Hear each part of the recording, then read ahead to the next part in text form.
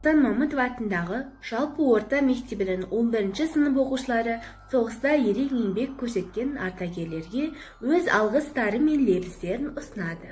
Ленинградтық өренім, мақтанышым сенедің, Нева өзенің сүйкімді, бұлағымдай көремін, көпіріне қарасам, көмкерген су көремін, өркеш-өркеш жарасқан шоқылардай дередім. Өрт лаулап, бұрқырап тұрып қорғасын, шеңгелін қанды жалжайғанда, ойрандап жауыздың ордасын, болдық біз найзағай майданда. Жеңіс туы желбіресін мәңгілік, жеңіс шыры асқақтасты жаңғырып. Көзінде отты жасы бар, сан жырлар оны жаңа ұрпақ, келешек ұлы ғасырлар, баукеңе қарап таңырқар.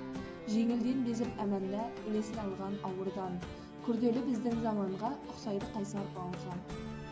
Желбіреп жеңіс жалауы, алаулап жанып алауы, қазағым бүгін азат сел, қуанышты бұл жаңалық. Азаттық сыйлап жаңа күн, армандап келген сан ғасыр. Бұл жеңіс оңай келген жоқ, жан беріскен жан алып. Сәулесін шашып түнекке, ысырып жауды жер көктен, қасірет тұнған жүрекке, жеңіс боп келді бұл көктем. Бар еді оның салмағы, шаттықтың әсем гүл атты, миллионның еді ол арманы, миллионды қоса жылатты.